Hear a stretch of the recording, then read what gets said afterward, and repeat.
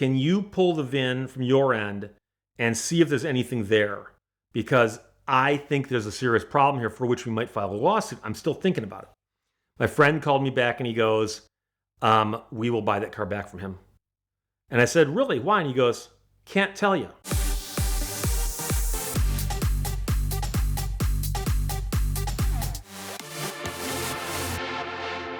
So in 34 years of practicing lemon law, I've encountered all kinds of tangential things involving cars and car purchases gone wrong. And I've had several occasions where clients of mine went to a dealership and bought a late model car.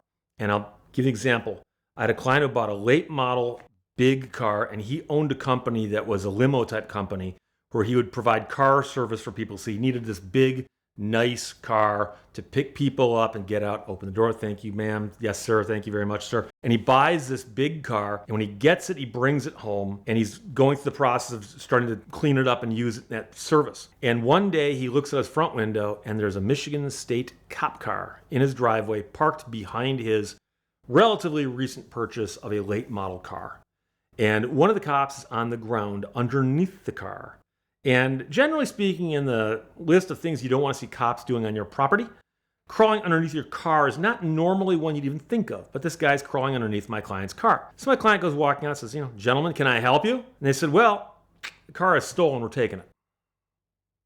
And he goes, no, I bought it. I have the paperwork. I can show you. And they go, that's nice, but the car is still stolen. So he runs inside his house, he grabs the paperwork, he's got all the paperwork indicating he just bought it from an extremely large car dealership in Michigan, one of the largest, highest volume dealers in Michigan, who I've sued many times. But I got to sue them again, because here's what happened. They said, well, here's the problem. And they pull out his title, which he's got, or the title work. See the VIN? Yes. The VIN is located on a car in several places. The most obvious one is the base of the A-pillar that you can see through the glass if it's not obstructed, usually attached to the dash panel. You can walk up to a car and look in the window and see the VIN. The VIN tag is there. And the feds got very, very serious about VIN tags a few years ago. If you go way back, 50s and 60s, VIN numbers were kind of like all over the place. They were shorter. There's different places they may or may not be stamped, but the feds started getting upset by the fact that people were stealing cars and shipping them around the country through interstate commerce. Stolen cars popping up over here, hard to trace, blah, blah, blah. As years have gone by, they've made the VIN tags more serious. And in fact, if you pry the VIN tag off a car, in most situations, you're committing a crime. To just pry the VIN tag off a car. Now, if you've got a car in your backyard and it's your car and you pry the VIN tag off and scrap it, But the point is, I advise my clients, don't mess with VINs. There's a reason for it. It's a very serious thing. Number one, VIN, base the A-pillar, look through the glass by the driver's side. That's number one. But over the years, they started putting these in different places. I had a client who bought a Z28 Camaro from the late 60s, early 70s, that era of Camaro. He bought the car from Michigan, had it shipped to California, and he had to have it inspected in California. And the inspector pulls out a dental mirror and starts looking for the VIN that you can find that's inside the bodywork near one of the wheel wells. And it's also hidden inside the firewall that you can only see if you look inside kind of where the heater cord ducting is, or the one on the A-pillar. Well, the one on the A-pillar actually matches the paperwork. The other two do not. Guess what? That car was stolen, and somebody pried off the old VIN, put a new VIN on, somehow got a new title for it. There's a good chance, and this is speculation, but there's a good chance someone went to a junkyard and found a wrecked Camaro of the same year, pried the VIN off of it, and got it taken care of that way. But the point is that when they checked the real VINs on this car, they found out it was stolen out of Pennsylvania like 20 years ago. And so we filed a lawsuit. We actually got the vehicle bought back by the dealer, even though the dealer didn't get the car back because the car went back to the original owner. But the dealership got to sue the people who consigned it to them.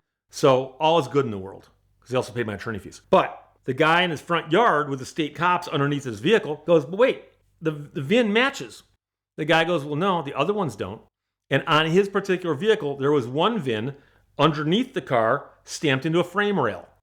It was also other places VINs appear. Mopar guys will tell you, late 60s, early 70s, you pop the deck lid, you peel back the weather stripping, and you'll find the VIN stamped into that drip rail underneath there.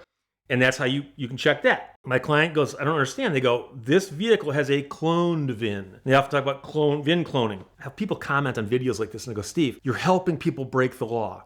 Well, I can't tell you how to avoid it if I don't tell you how it's done. And so what happens, believe it or not, it can even happen with brand new vehicles.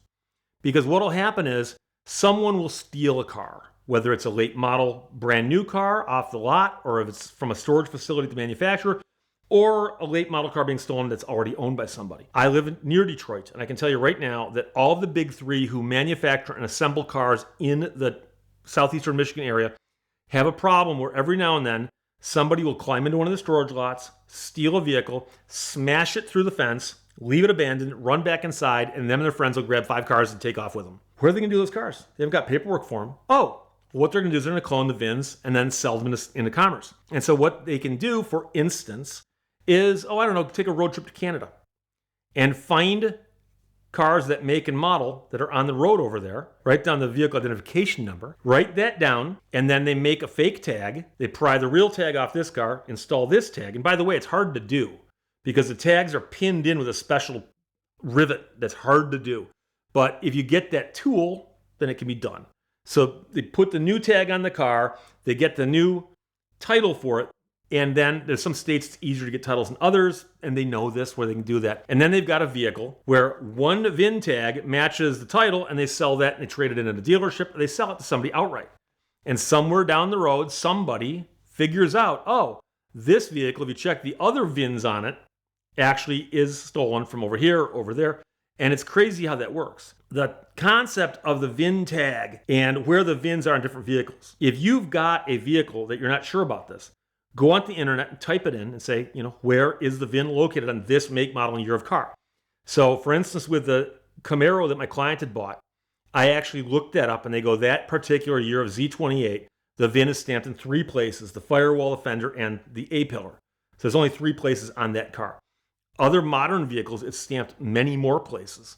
And you can find those places and look at them. And in modern vehicles, this is becoming more and more common, that the modules on board, the electronic control modules or whatever you have, the black boxes on board, will often contain the VINs as well. So somebody with a reader can get the VIN off that.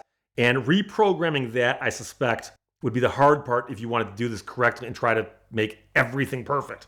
So with a 69 or 70 Camaro, it wasn't that hard to do. My client who bought this vehicle had bought it from a dealership. Now, the interesting thing is when I filed the lawsuit, the dealership said, your client bought the car as is.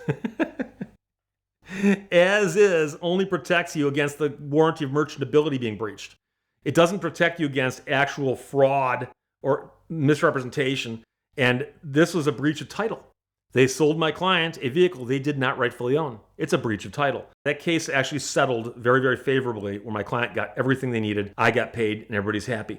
But the weird thing about it is that you will see stories popping up where people bought a car, late model car, and the police notified that car is stolen. And that car will be taken and sent back either to the person it was stolen from or their insurance company if the insurance company paid a claim on it and wants it.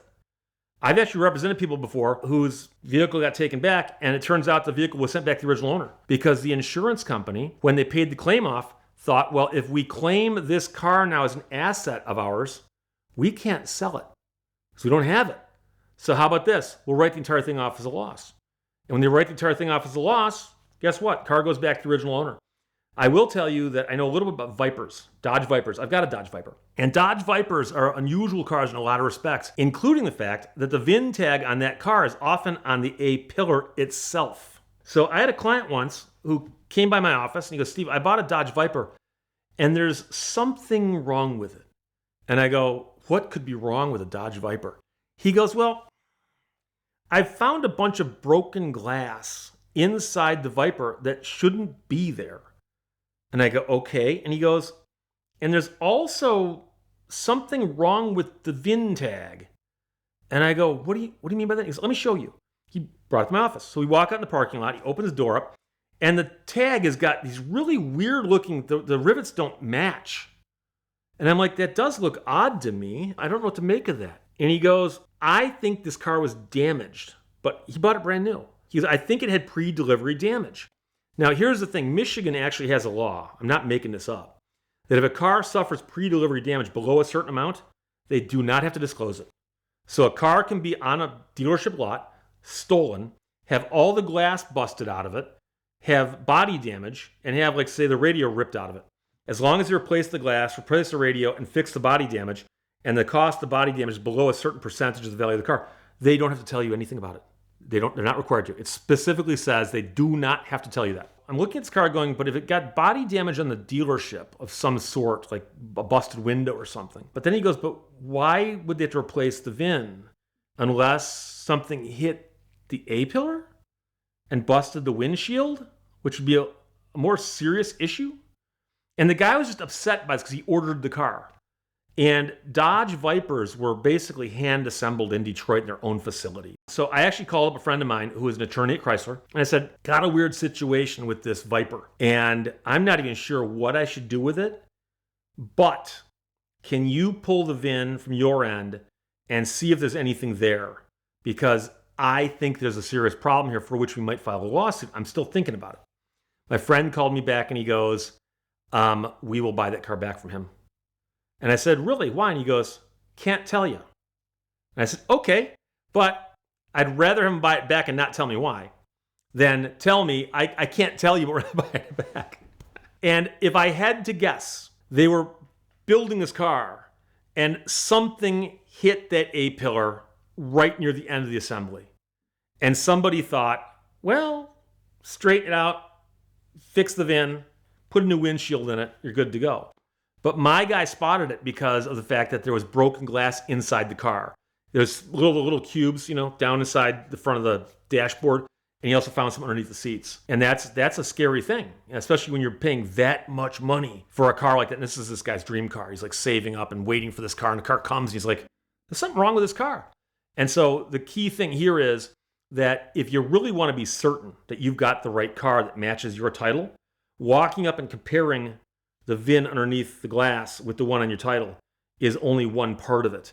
You'd have to check other places. You can check the onboard computer system. That'll tell you if you have access to that, or you can check wherever else is stamped on the car itself. I have actually now represented probably a dozen people who've bought cars from dealerships that had been stolen, or there's something really, really bad with the history of them.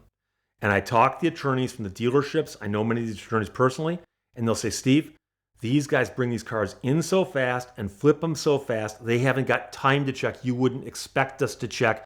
You can't put that on us. And I say, well, wait a second. You're buying a car on trade-in, right? That's technically you're buying the car from somebody, and then you're turning around and sell it to somebody. And in that transaction, only one person most likely is a professional car dealer. That's the car dealer in the center. So seller, car dealer, buyer. Car goes through there. The car dealer is actually the one best equipped to check for these things because they should know where the VINs are found. They can put it up on a hoist and look. They've got mechanics who can look. They can attach a reader to get it off the box. They're the ones who can do this. But the problem is that if they take the car in on trade and then sell it to somebody who hires me, when I get you to pay my client back, that car doesn't go back to you. The car goes off and disappears from your perspective. So you're now out whatever money we get you for when we sue you, and you don't have a car. And so I've said this to attorneys. You need to talk to your guys and have them understand that this kind of danger is out there. Now, I guess if you wanted to get lazy and you sell somebody a car and 5 years later they come back in to trade in that car to buy another car and you know who they are, you probably don't have to check for a cloned VIN. But when somebody walks in off the street and goes, got a late model car and I want to sell it for cash, what do you give me for it? If you don't know them, put it up on a hoist and start looking for VINs. Autotempest.com just got even better. We've always loved Autotempest because they compile all the results from all the major listing sites into one place with one search. But now they've just added their search by description option, which means that you can just put in a string of text of what car, what miles, whatever you want, and they go to all the sites and give you the results so quickly and so powerfully so you can see the entire market with more advanced precision than ever before. Of course, if you still want to use the traditional drop-down menus of year, year, make, model, trim, price, miles, all the things. They allow you to do that, but this makes it so much faster and so much easier to find exactly the car that you're looking for from whatever deep dark corner of the internet it might be trying to hide in. And so check out Auto Tempest now at the link in the description below or with the QR code on your screen to thank them for their support of VINwiki and find your next car on Auto Tempest.